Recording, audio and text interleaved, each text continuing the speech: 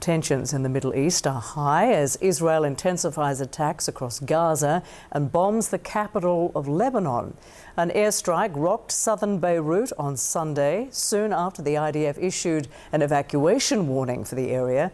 Israel claims they targeted a Hezbollah facility which stored precision missiles. Hezbollah has not yet commented on the incident. The Lebanese Civil Defense says it extinguished fires caused by the strike and no injuries were reported.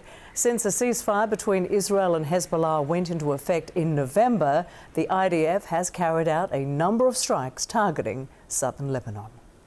In Gaza, the death toll has crossed 52,000 after more than 18 months of the Israel-Hamas war. That is according to the Palestinian Ministry of Health, which does not differentiate between civilians and militants. Gaza officials say the number includes more than 16,000 children and 12,000 women.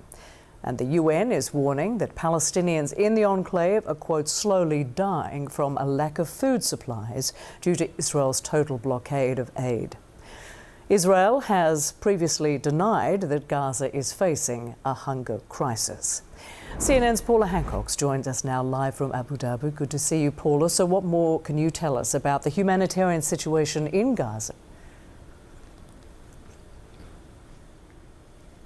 Well, Rosemary, it has been almost 2 months since any humanitarian aid whatsoever got inside Gaza. This is a humanitarian aid blockade that Israel put in place on March 2nd. They said that they were trying to pressure Hamas into agreeing to a ceasefire proposal that the US had put forward and Israel had agreed to. Now, we know there has been no food, no water, no medicine, medical supplies or fuel for those hospitals since March the 2nd, and we are hearing repeated warnings from UN agencies and from others inside the Gaza Strip talking about just how desperate the situation has become. We heard from one of the UN agencies, OCHA, the head in Gaza, and this is what he had to say.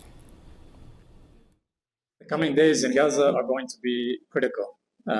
Today, people are not surviving in Gaza. Those that aren't being killed with bombs and bullets are slowly dying. People here are being suffocated.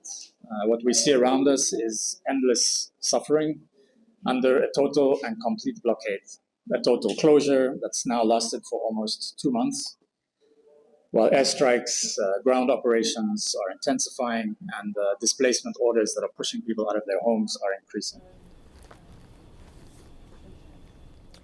And aid workers that I've spoken to on the ground in Gaza say that even 2 months ago, when this aid blockade was put in place, the situation had been dire.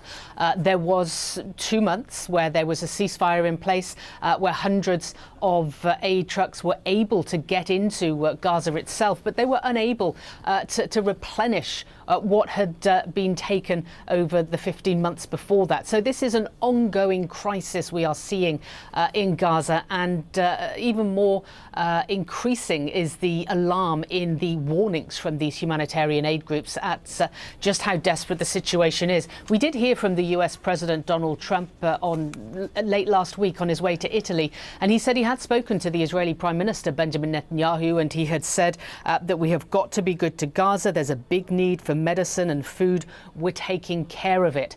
Now, that doesn't appear to be the case at this point. Certainly the Israeli Prime Minister not feeling under pressure to lift that blockade as far as we can tell.